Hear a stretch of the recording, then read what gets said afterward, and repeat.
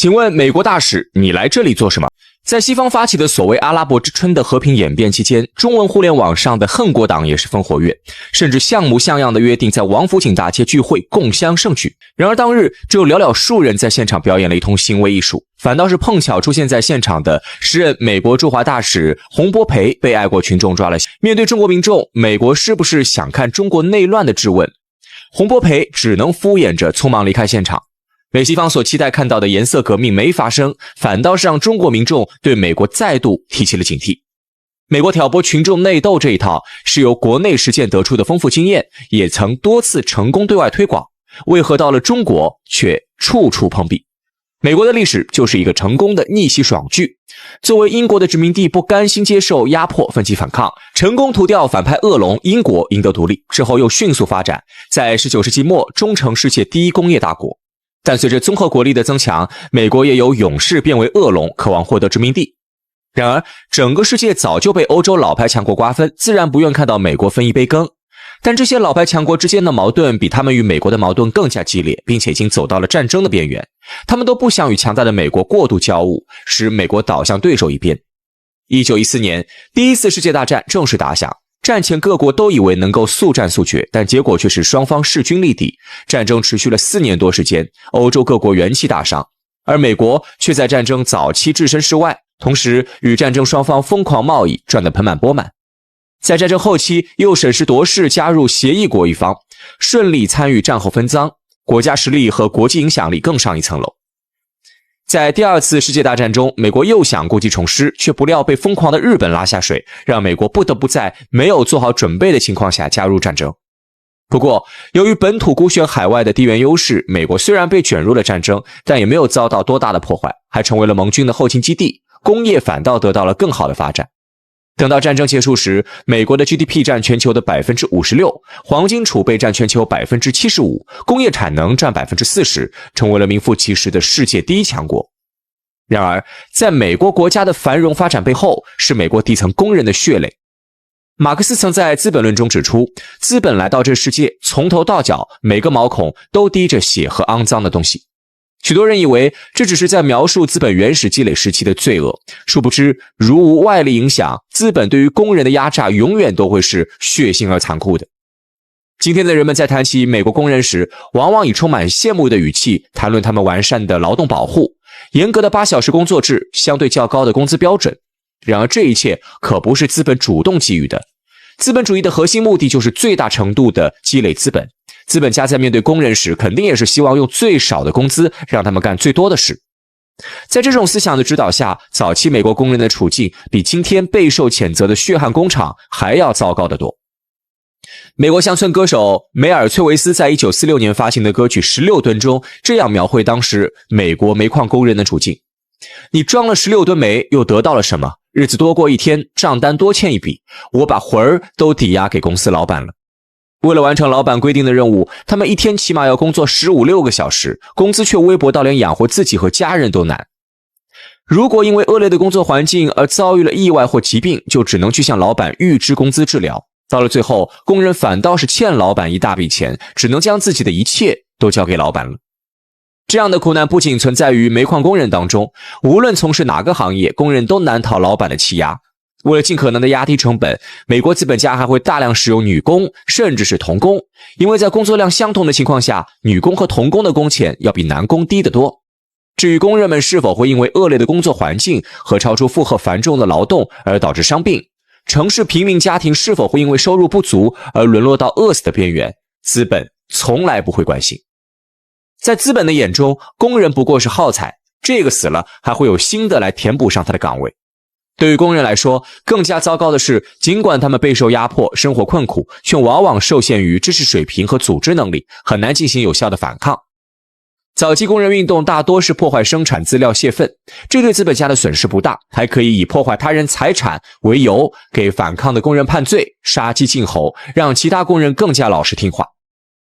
直到1871年的巴黎公社运动建立了无产阶级政权，让资产阶级第一次认识到，原来工人团结起来能够爆发出如此强大的力量。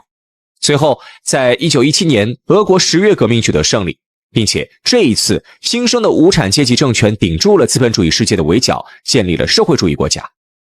全世界的工人都因看到了榜样而备受鼓舞，而且苏联也热衷于国际工人主义运动，为各国共产党提供了大量援助。在这样的情况下，资本家为了确保统治稳定，才不情不愿地开始提高工人的待遇。然而，从16吨这样的文艺作品来看，即使待遇已经得到了数次提升，资本主义国家的工人依旧生活在水深火热之中。不过，在第二次世界大战结束后，情况又发生了新的变化。苏联凭借在战争中的牺牲和贡献，收获了巨大的威望，由战前被世界孤立的国家转变为对国际局势有重大影响力的国家，成为世界两极之一。这让全世界的工人更加对苏联心向往之，同时也更有动力对资产阶级发起反抗。于是在上世纪的50、60年代，美国的民权运动迎来了高潮。而由于苏联的存在，美国政府也不敢像以前那样过分迎合资本家的愿望，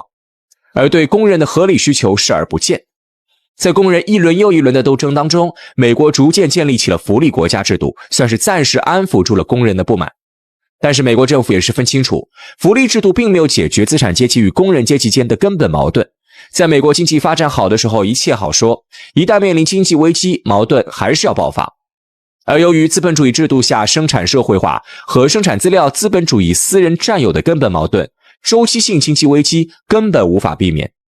为了确保自身的统治地位，美国资产阶级想出了一个办法，那就是通过分化群众挑拨群众内斗。于是在向民权运动让步的时候，美国政府来了一轮精妙操作，把各群体进行区分照顾，身份政治就此粉墨登场。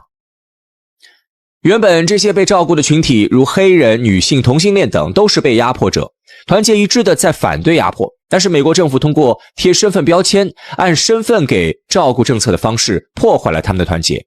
其他群体的受压迫者此时不再是共同反抗权贵的团结目标，而成为了获取更多照顾的竞争对手。反倒是原本是斗争目标的权贵，因为他们对于社会利益的划分权，成为了各个群体想要团结的对象。如此一来，群众的精力都被消耗在了内斗上，权贵不但能够稳坐钓鱼台，甚至可以利用群众的不满为自己争取政治利益。只要为自己贴上了对应的身份标签，许诺该群体更多的利益分配，就能够得到对应群体的选票，这是多么方便的竞选办法。毕竟，通过改变利益分配照顾一个或者几个特殊群体，可比给出行之有效的解决社会问题，或者能够做大蛋糕增加社会财富总量的方案容易得多。而美国的民众也在政府的身份政治操作之中迷失，逐渐忘记了反压迫的初衷，而是将斗争的目标转变为了对统治阶级而言无伤痛痒的反歧视。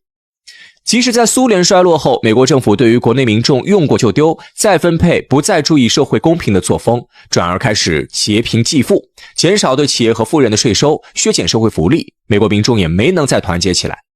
因为美国政府还有特殊人群照顾政策，对于那些日子实在过不下去的人来说，直接投身 LGBT 阵营，打着弱势群体的旗号要求照顾，可比和政府作对容易和安全得多。直到2008年金融危机爆发，房地产和金融泡沫的破裂令美国民众多年积累的财富蒸发，无数人一夜返贫，无力继续偿还高额房贷，导致房产被银行没收，只能流落街头。然而美国政府却对民众的困境视而不见，反倒是因为资本家的账面财富在金融危机中受损，把有限的救市资金投向了对制造就业产品没有多少帮助的金融行业，去补偿资本家的损失。在无数底层民众因受金融危机波及而衣食无着时，美国的资本家却能够拿着纳税人的钱继续扩大财富。这种鲜明的对比引发了美国民众的愤怒。尤其是当他们发现在海的那边同样受到金融危机波及的中国，将救市资金主要用于基础设施建设项目，带动了大量就业，提高了民众福祉，还率先从危机中恢复。2010年，中国成为世界第2大经济体、第1大工业国。这一统计结果出炉之后，引发了世界的震撼，也让美国民众产生了一些思考。于是在2011年，美国爆发了占领华尔街运动。美国的社会运动首次将矛头指向了美国社会不公、贫富分化加剧的根本矛盾，并指责政府的腐败和不作为。美国政府对此大为恐慌，媒体封口、警察清场、政客威胁安抚并行，一系列操作下来，总算是度过了这一次危机。不过，美国政府已经意识到，美国社会上那些沉默的大多数心中已经积累了太多的不满和愤怒，连忙提出要再工业化、重振实体经济、创造更多就业岗位、安抚民众情绪。但是，虽说美国政府把夺回制造业的口号喊得震天响，实际行动的效果却几乎没有。这倒不是美国政府不作为啊，实在是美国的基础条件太差了。基础设施对于工业来说至关重要，但美国的基建因掌控运营权的私人资本不愿意付出任何一笔多余的投资而严重老化，根本无法满足制造业发展的需求。大量优秀的产业工人是工业发展的基础，但美国因为长期的去工业化，有经验的工人数量严重不足，甚至由于快乐教育和毒品麻痹，就算企业愿意培训无经验者，也很难培训出合格工人。更不必说由于工资水平、公共服务成本高昂，在美国设厂的成本远远高于其他发展中国家，就算有美国政府补贴，也填不平这个成本差距。资本的本质是逐利，少赚就算赔。在美国发展工业这么亏，想让资本主导美国再工业化，显然是痴人说梦。由于美国资本主义国家的性质，政府主导这唯一可以为了国家长远发展而无视成本的方式，在美国同样行不通。眼看再工业化成效寥寥，美国政府担忧当年被压下去的占领华尔街再度爆发，左思右想之下，又一次使用了他们分化群众的传统异能。于是在2016年的美国大选中，共和党推出了特朗普。特朗普一边帮助美国那些不受政策照顾，又不愿抛弃传统观念、投身 LGBT 的底层白人，说出了他们想说的话。另一边却将矛头对准了移民、女权、LGBT 等群体。底层白人正是沉默的大多数的主体，美国政府实质上在将他们设定为一个新的群体，并主动为他们选出一个阶层代表，以此把斗争纳入到政府所熟悉的框架下来。现实发展也的确如美国政府所愿，在迎来了自己的阵营代表后，美国底层白人把希望寄托在了推举特朗普上位上，而不再将矛盾指向政府。即使是2020年特朗普的败选让不少人难以接受，闹出了占领国会山事件，但他们的诉求也并不是反对政府或制度，而是要求重新认定选举结果，并没有完全脱离美国政府的控制。美国的群众在政府的分化挑拨下互斗不休，耗尽了所有的能量，而美国的精英们则靠着这一手反屠龙术稳坐钓鱼台，哪怕国家陷入困境，他们的地位也始终稳固。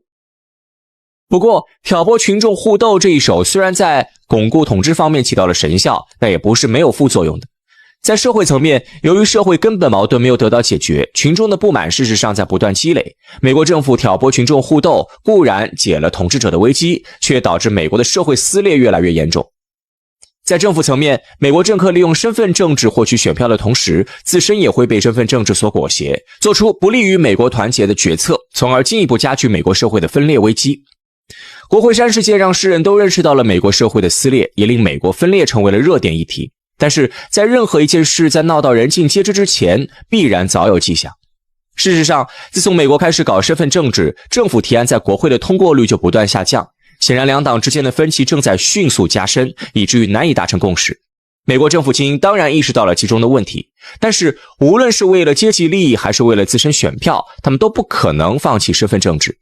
在这样的情况下，美国政府只能一面通过福利政策安抚民众情绪，一面塑造敌对国家邪恶形象，对外转移矛盾，以凝聚社会共识。因此，美苏冷战只能愈演愈烈。即使在戈尔巴乔夫这样受到美西方思想影响的投降派上位，领导苏联对美全面让步的情况下，依旧无法缓和，只有苏联惨烈解体才能收尾。同时，美国也从国内情况意识到了挑拨群众互斗能够给国家造成多么严重的伤害，对苏联和东欧社会主义国家的和平演变攻势陡然加强。1971年，由中情局主导的自由欧洲电台被移交给国际广播局，由美国政府公开拨款支持，标志着美国对苏舆论攻势大规模升级。这些媒体通过捕风捉影、造谣惑众，破坏社会主义国家民众对社会主义的信任，同时大肆宣扬资产阶级的价值观念、奢靡的生活方式和西方的意识形态，令其对资本主义产生向往。在培养出一批意见者后，美国便开始打着人权的旗号，为这些苏联的社会不稳定因素提供支持。眼见社会意见人士因为美国政府的政治庇护和物质支持没有得到惩罚，甚至过上了更好的生活，苏联上下自然人心浮动，更多人开始转投意见者阵营。这种情况在苏联经济面临困境时急速加剧，最终导致了苏联的解体。就连对苏联输出民主、挑拨苏联群众内斗的美国政客都没想到，他们的和平演变手段居然能够起到这么好的效果。苏联解体让美国失去了能够与之匹敌的对手，给美国政府对外转移矛盾增加了一些困难。但是美国利用苏联解体时的混乱，从苏联掠夺回了大量财富，支撑了美国经济的高速发展。经济发展使得美国政府能够在满足资本家的胃口之后，将一部分利益分润给民众，美国的国内矛盾因此得以缓和。这让美国政府意识到其他国家的混乱将会是美国的机会，从此热衷于在全球制造战乱。从科索沃到阿富汗、伊拉克，美国推波助澜，甚至是主动发起了一场又一场战争。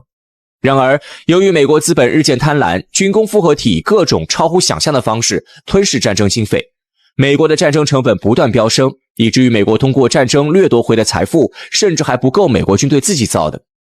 在这样的情况下，从苏联东欧掠夺的财富很快被消耗殆尽。2008年，经济危机再度降临美国，甚至由于此前美国经济发展好，资本对美国经济预期高，危机爆发前，美国经济中的泡沫空前严重，危机规模也空前庞大。美国政府也意识到了以军事手段制造混乱似乎得不偿失，又想起了当年他们对苏联东欧输出民主、挑拨群众内斗这种低成本的颠覆政权手段。于是国内情况刚刚有所好转，美国立刻开始搞事情，在中东挑起了阿拉伯之春。美国各路 NGO 娴熟的民主自由舆论开道，推波助澜，挑动民族不满，背后指点，甚至直接参与组织反政府游行。游行中与官方发生冲突，升级矛盾，一套行动下来，中东多国都遭了殃。各国人民怀着对民主、对发展的美好愿望走上街头，甚至不惜付出牺牲，推翻了原本的专制独裁政权。然而，在独裁政府被推翻之后，这些国家的人民却并未迎来想象中的美好未来，反而不得不面对因原有秩序被推翻而造成的混乱。而在事前向中东民众描绘出颜色革命的光明前景，向他们许诺会给新生的民主政权提供支持的美国，在中东陷入混乱之后，不但没有帮忙建立新的秩序，反而落井下石，趁机攫取利益。不只是中东，在意识形态狂热下追随美国，在阿拉伯之春期间通过舆论煽风点火，导致中东局势愈演愈烈的欧洲也被中东的混乱殃及。中东的动荡导致大量民众流离失所，为求生存涌向欧洲，形成了棘手的欧洲难民问题。一部分欧洲资本眼见形势不好，选择逃向美国，但是中东体量有限，欧洲虽说体量够大，但不是主要针对目标，还有盟友的面子，只是浅浅被殃及了一下，这点分量远不够美国吃饱。事实上，美国最想吃的是当时已经成为世界第二大经济体和最大工业国的中国。如果中国倒下，对于美国资本来说会是一场不亚于苏联解体的盛宴，美国又能够凭借中国的发展成果支撑起10多年的繁荣。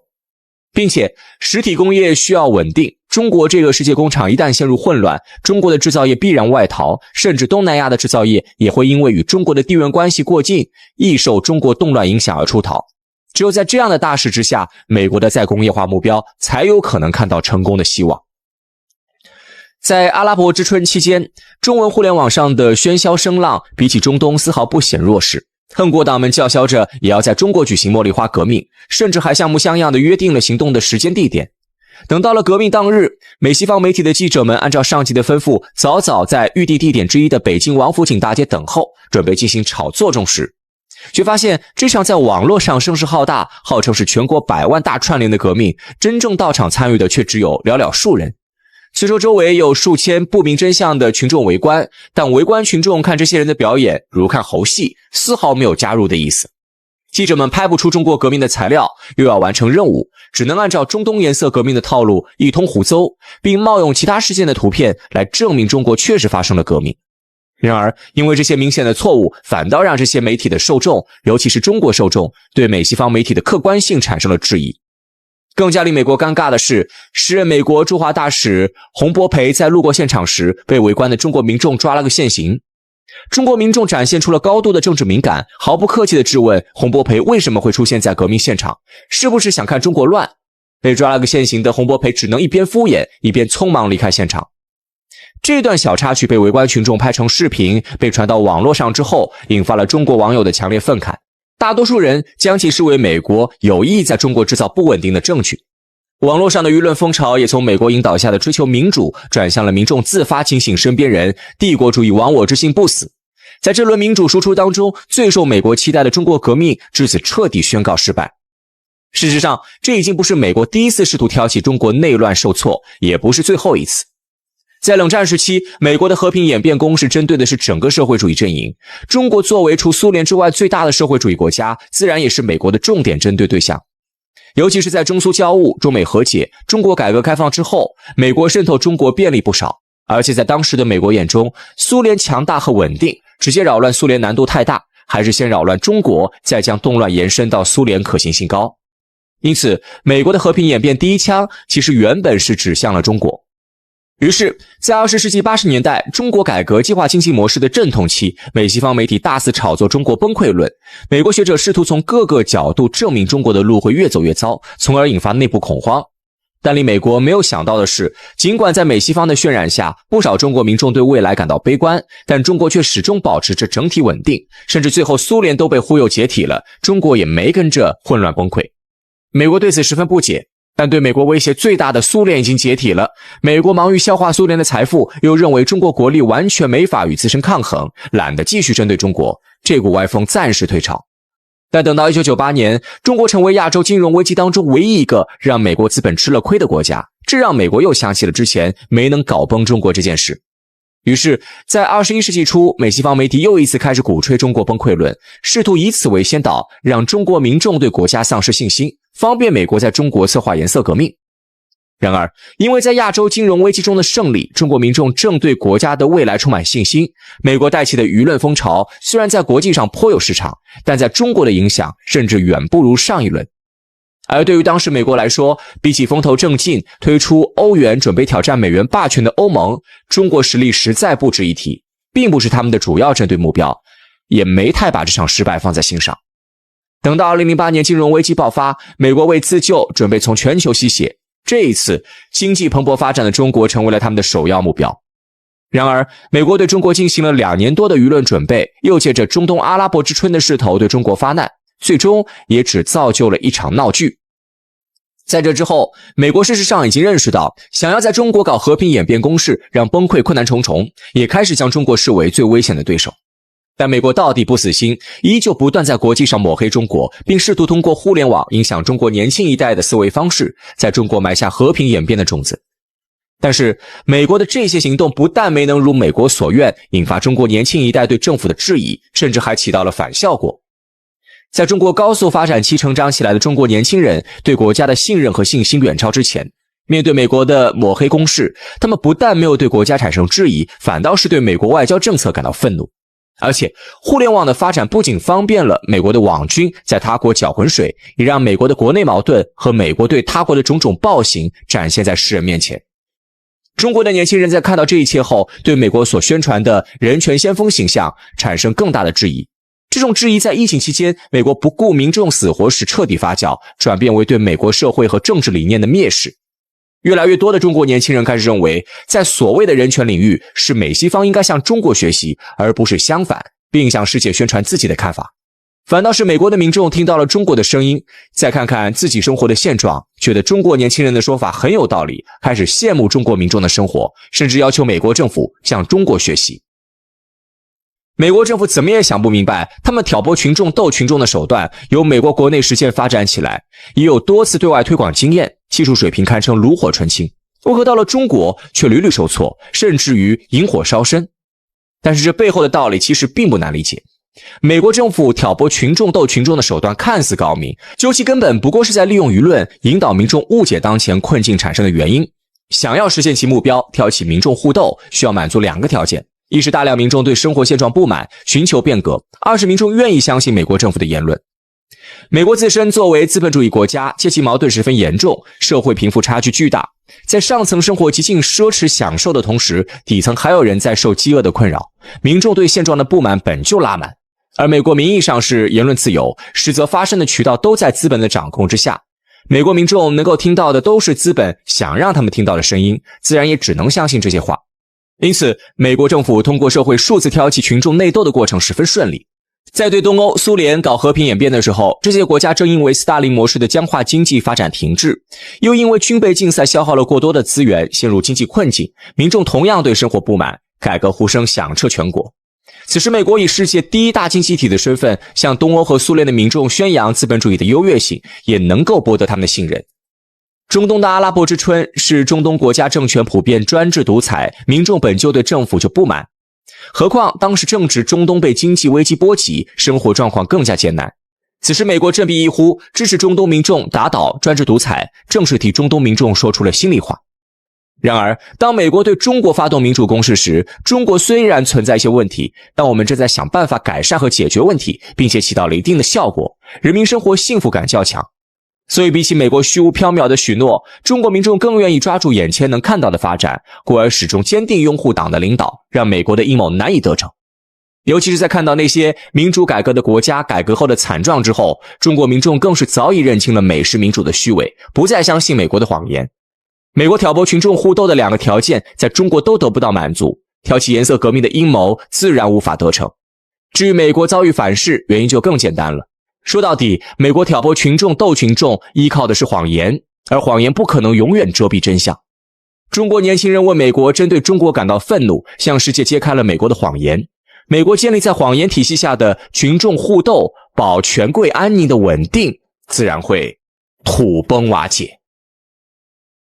36省的简称省会：黑龙江省，简称黑；省会哈尔滨。吉林省，简称吉；省会长春。辽宁省，简称辽；省会沈阳。河北省，简称冀；省会石家庄。甘肃省，简称甘；省会兰州。青海省，简称青；省会西宁。陕西省，简称陕；省会西安。河南省，简称豫；省会郑州。山东省，简称鲁；省会济南。山西省，简称晋；省会太原。安徽省，简称皖；